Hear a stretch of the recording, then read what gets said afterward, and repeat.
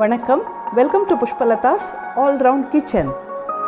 இன்றைக்கி வீடியோவில் உடல் சோர்வு, மனசோர்வு ரெண்டையும் நீக்கக்கூடிய, இன்னும் வேறு நிறைய பிரச்சனைகளை தீர்க்கக்கூடிய ஒரு சூப்பரான டீ தாங்க பார்க்க போகிறோம். இது மைண்டை ரிஃப்ரெஷ் பண்ணுறதோட மட்டும் இல்லாமல் உடலையும் நல்ல சுறுசுறுப்பாக்கக்கூடிய இந்த டீக்கு நிறைய ஹெல்த் பெனிஃபிட்ஸ் இருக்குங்க.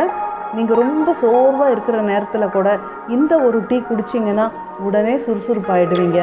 படித்த நேரத்தில் படிச்சுட்ருக்கிற குழந்தைங்களுக்கு டீ குடிப்பாங்க அப்படின்னா இந்த டீ போட்டு கொடுத்தீங்கன்னா அவங்க மைண்ட் மறுபடியும் ரெஃப்ரெஷ் ஆகும், மூளை சுறுசுறுப்பாகும், நல்லா படிப்பாங்க.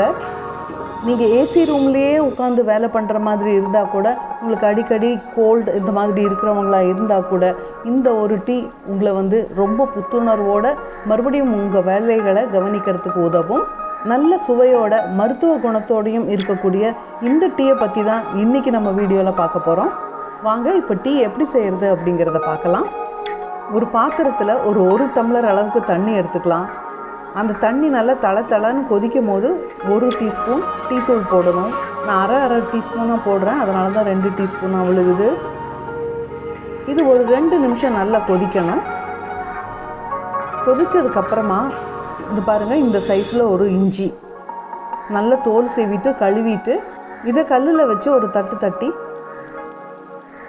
கொதிச்சிட்ருக்கிற இந்த டீயில் போட்டுடலாம். இதில் ஒரே ஒரு ஏலக்காவை தட்டிட்டு அதை டீயில் போடும்போது இந்த மாதிரி பிச்சு உள்ளே போட்டுடணும். இஞ்சியோடு சேர்ந்து இந்த டீ ஒரு நிமிஷம் கொதிக்க விடணும். 1 நிமிஷம் டீ கொதித்ததுக்கப்புறமா ஒரு 10 புதினா இலையை நல்லா கசக்கி கிள்ளி போட்டுடணும். இந்த புதினா இலையோடு சேர்த்து நல்லா கலந்து விட்டுட்டு இன்னும் ஒரு நிமிஷம் கொதிக்க வைங்க. இப்போது அந்த டீயில் 1 டம்ளர் பால் ஊற்றலாம். டீக்கெல்லாம் பால் கொஞ்சம் சுண்ட காய்ச்சின பாலாக இருந்தால் ரொம்ப டேஸ்ட்டாக இருக்கும் டீ. பால் கொதிக்க ஆரம்பிக்கிற நேரத்தில் தேவையான அளவுக்கு சர்க்கரை சேர்த்துக்கலாம். சர்க்கரை இல்லைன்னா நாட்டு சர்க்கரை, 2ல் எது வேணுனாலும் சேர்த்துக்கலாம். நாட்டு சர்க்கரை சேர்க்குறதா இருந்தானா டீ எல்லாம் ரெடி ஆனதுக்கப்புறமா வடிகட்டிட்டு அப்புறமா சேர்த்துக்கோங்க. ஒரு சில டைம் நாட்டு சர்க்கரை சேர்த்து அதுலேயும் பாலை சேர்த்து கொதிக்க விடும் போது பால் திரிஞ்சு போனாலும் போகும். இப்போ இதெல்லாம் சேர்த்து நல்லா அப்படியே பொங்கி வரணும். பொங்கி வரும்போது ஸ்டவ்வை கம்மி பண்ணிவிடுங்க. அதுக்கப்புறம் ஒரு 2 செகண்ட் கொதிக்கட்டும். இப்போ ஸ்டவ் ஆஃப் பண்ணிவிட்டு ஒரு நிமிஷத்துக்கு இதை மூடி வச்சிடலாம்.